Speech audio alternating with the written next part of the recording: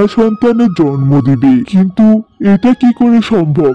আমি সামান্য কাঠুরিয়া, আর মহারাজ তো মহান।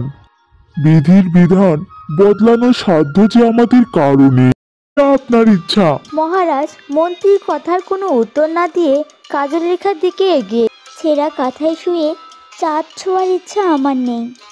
মহারাজ বলে কি আমি মানুষ নই কাজল রেখা? নাকি আমার মন নেই?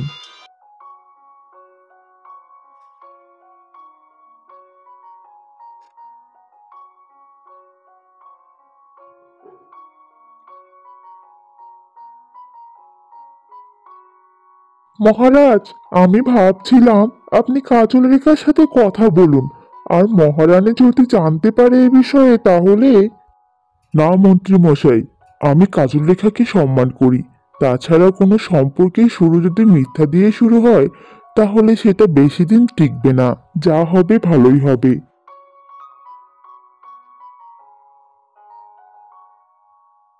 আমাকে কাকড়া বিছের হাত থেকে রক্ষা করলো।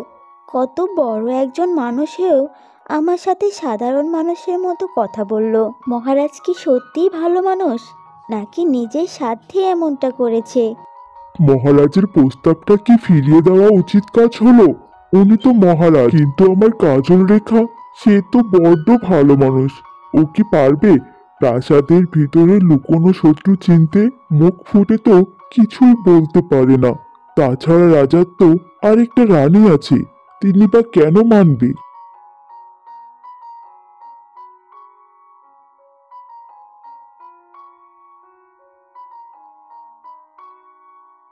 মহারানী, তোমার সাথে কিছু জরুরি কথা আছে আমার। মহারাজ কি বুঝতে পেরে গেল যে আমি ইচ্ছে করে রাজবংশের কোনো উত্তরাধিকার নিয়ে আসিনি, নাকি সে না থাকায় আমার দৃষ্টি পড়ে আছে ওই রাজসিংহাসনে? কিন্তু মহারাজকে এসব জানাবে কার সাধ্য? কি হচ্ছে এসব? কিছুই বুঝতে পারছি না। মহারানী, কি এত ভাবছো? না মানে মহারাজ, বলুন। তবুও যে আমার সাথে দুটো কথা বলার সময় হয়েছে এটা জেনেই খুশি হলাম। আমার দিকে আজকাল আপনার তো নজরই পড়ে না। আসলে যে তোমাকে কি করে কথাটা বলি সেটাই ভাবছি। মহারাজ, আমার সাথে কথা বলার জন্য আপনার দুবার ভাবতে হচ্ছে? কই, আগে তো কখনো এরকমটা হয়নি। আসলে আমি আর একটা বিয়ের কথা ভাবছি। আজ যখন আমি বেরিয়েছিলাম তখন এক সন্ন্যাসী বাবা আমাকে বলেছিল আমার রাজ্য এবং আমার সন্তানের জন্য আমাকে এক কাঠুরিয়ার মেয়েকে বিয়ে করতে হবে। এইসব কি বলছেন মহারাজ? আপনার মতো এত প্রভাবশালী রাজা কিনা বিয়ে করবে এক সামান্য কাঠুরিয়ার কন্যাকে? আপনি যেখানে একবার বললে হাজারো রাজকুমারী আপনাকে বিয়ের জন্য প্রস্তুত হয়ে যাবে। হ্যাঁ, আমি সব জানি, কিন্তু আমার একটা সন্তানের জন্য আমাকে দ্বিতীয় বিয়ে করতেই হবে। আপনার এমন কথায় আমি খুশি হব কিনা দুঃখ পাবো সেটা আমার জানা নেই মহারাজ। আপনি মহারাজ, আপনি মহান। আপনি যা বলবেন তাই তো আমাকে মানতে হবে, আর আমি আপনার অবাধ্য হতে পারবো না। আমি জানি মহারানী, তুমি আমাকে নিয়ে কতটা ভাবো, কিন্তু কাজল রেখা চায় তুমি তার সাথে একবার কথা বলো, আর আমিও তাই চাই। ঠিক আছে মহারাজ, আপনি যখন বলেছেন আমি নিশ্চয়ই একবার তার সাথে গিয়ে কথা বলবো। তাহলে কাল তুমি গিয়ে কাজল রেখার সাথে কথা বলবে, এটাই আমি চাই। কিন্তু মহারাজ, আমি তো এই রাজ্যের মহারানী। যে কোনো সময় তার সাথে দেখা করা কি এটা আমাকে মানায়? ধরে নাও এটা তোমার রাজআজ্ঞা পালন। যাও, এখন গিয়ে বিশ্রাম নাও। কাল সকালে তুমি কাজল দিঘিতে যাবে, আর ওখানে কি কথা হলো সেটা আমাকে জানাবে। জি মহারাজ, ঠিক আছে। আপনি যা বলবেন তাই হবে।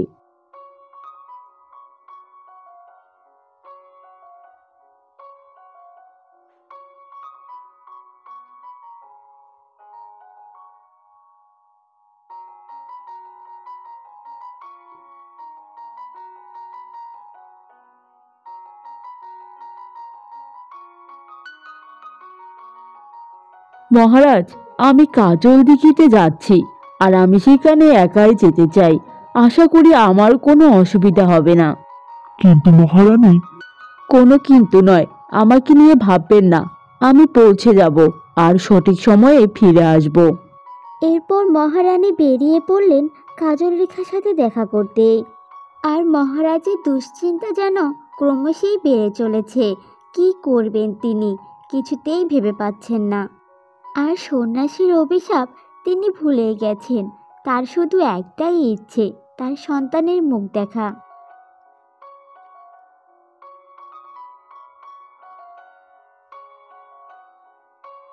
আসুন মহারানী, আপনি আমার অতিথি, এখানে বসুন। তুমি কি ভেবেছ মহারানীর কি বসার জায়গার এতটাই অভাব হয়েছে যে তোমার ভাঙা কুঠিরে বসতে আসবে?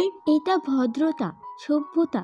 অবশ্য এসব সবার থাকে না। তোমার মতো কাঠুরিয়া কন্যার ভাষণ শুনে সময় নষ্ট করার মতো সময় আমার কাছে নেই। মার্জনা করবেন। আমার মতো কাঠুরিয়া কন্যার জন্যই তো আপনাকে প্রাসাদ থেকে এই কুটিরে আসতে হয়েছে। মহারাজকে তুমি কথার জালে আটকালে নাকি তোমার এই রূপ দেখে? বেশ চালাক তো তুমি। বরং উল্টোটা, মহারাজই আমার কাছে এসেছিল, আর আমাকে তিনি কতটা চান সেটা প্রমাণের জন্য আপনি এখানে। তুমি রাজপ্রাসাদের দাসী হওয়ারও যোগ্যতা রাখো না, নিহাত মহারাজ চান তাই। মহারাজ বিচক্ষণ লোক, তাই তিনি কাঁচ আর হীরের পার্থক্যটা বুঝতে পেরেছেন। কাজ তো দূর, আমি তো বলবো মহারাজ পচা শামুকে পা কেটেছেন। আমি তো ভেবেছিলাম আপনার মহারাজ অন্য কারো হোক, সেটা আপনি চান না। এখন বুঝতে পারলাম কেন মহারাজ আবার নতুন করে শুরু করতে যাচ্ছে। যত বড় মুখ নয় তত বড় কথা। তুমি কি জানো আমি এক্ষুনি তোমাকে শুলে চড়াতে পারি? তা হয়তো পারেন, কিন্তু মহারাজ কি সেটা হতে দেবেন? আমি তো ভেবেছিলাম। কি ভেবেছিলেন? কথার উপর শুধু আপনারাই কথা বলতে পারেন, নাকি সেসব অধিকার শুধু আপনারা নিয়ে বসে আছেন? মহারাজকে গিয়ে বলে দিবেন কাঠুরিয়া কন্যা কাজল রেখা তার দৌরানি হতে রাজি আছে। আর এটাও বলে দেবেন আমার দুটি শর্ত আছে। সে যদি শর্ত মানতে রাজি হয় তাহলে আজ আবারও কাজল দিঘিতে আসতে বলবেন। মহারানী আর একটুও সময় নষ্ট না করে প্রাসাদের দিকে রওনা হলেন।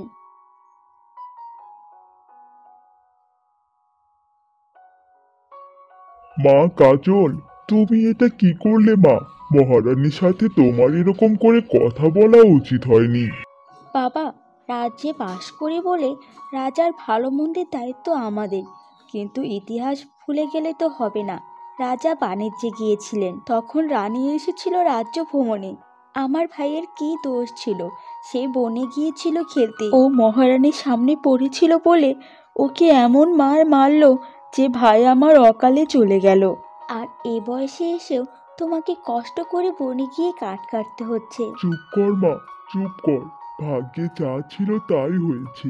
এসব মনে রেখে আর কি হবে? আমাদের সাথে হওয়া অন্যায়ের বিচার হয়নি, কিন্তু একই ভুল আমরা করলে কি এমনি এমনি ছেড়ে দিত? কোনো ক্ষতিপূরণ তো দূরের কথা, ওই মহারানীর কোনো অনুশোচনাও হয়নি সেদিন।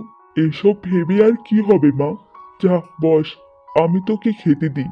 কদিন পর তুই এ রাজ্যের দৌরানি হবি, কত দাস দাসী থাকবে তোর। সবার আগে আমি এই কাজল দিঘির এক সাধারণ কাঠুরিয়ার মেয়ে, আর আমি আমার পরিচয় নিয়ে গর্ব করি।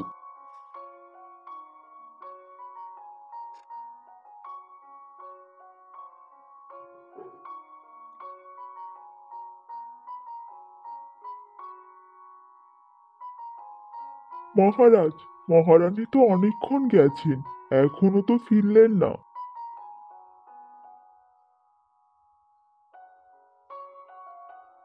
আমি এসে গেছি মহারাজ, আর আমি আপনার কাজ করে এসেছি।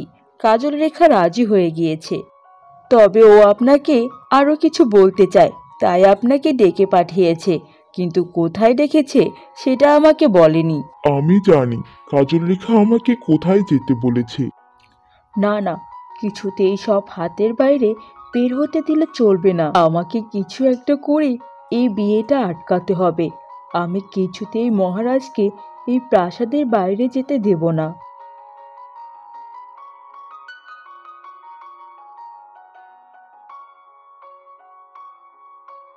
মহারানীকে ঠিক লাগলো না। কিছুতে একটা ব্যাপার আছে যা মহারানী আড়াল করলো।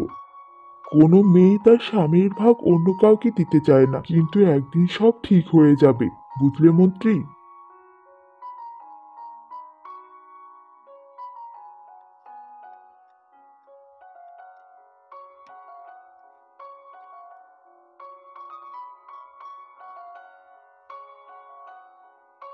মহারাজ প্রতিদিন খাওয়ার পর মিষ্টি খায়। আমি যদি মিষ্টিতে ঘুমের ওষুধ মিশিয়ে দেই তাহলে মহারাজ ঘুমিয়ে পড়বে, আর ওদিকে কাজল রেখার আশায় ধুলো পড়বে।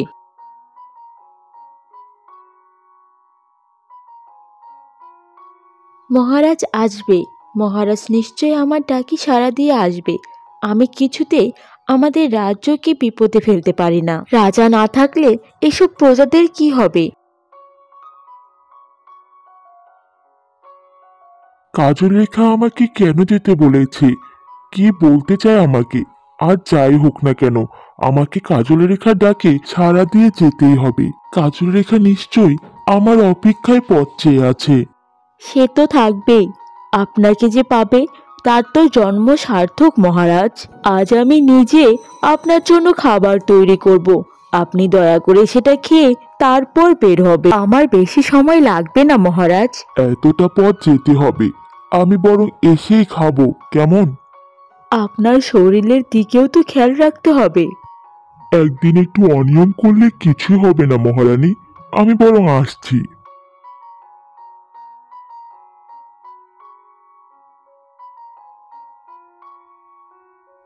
আমার সব পরিকল্পনা কেমন করে বদলে যাচ্ছে। আমার হাতের বাইরে সব এভাবে কিছুতেই বের হয়ে যেতে পারে না। আমি সেটা কিছুতেই সহ্য করব না। আমাকে কিছু একটা করতেই হবে। মহারাজ বের হওয়ার জন্য যখনই বাহিরে পা দিয়েছেন তখনই মহারানী অজ্ঞান হওয়ার নাটক করে মেঝেতে পড়ে যায়।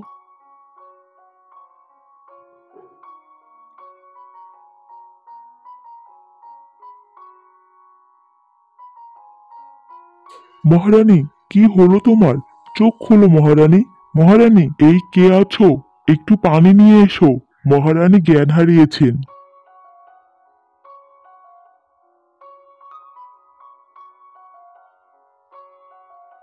মহারানীর এসব অভিনয় ছাড়া আর কিছুই নয়। মহারাজ সরল, তাই এসব বুঝতে পারছে না। আশা করি একদিন সব বুঝতে পারবেন। তো বন্ধুরা, মহারাজ কি সত্যি দেখা করতে পারবে? আর কাজল রেখা কি সত্য দেবে মহারাজকে? সব বাধা পেরিয়ে মহারাজ আর কাজল রেখা কি এক হতে পারবে? জানতে হলে অবশ্যই সাবস্ক্রাইব করে বেল আইকনটি বাজিয়ে দিও। দেখা হচ্ছে পরের ভিডিওতে। আল্লাহ হাফেজ।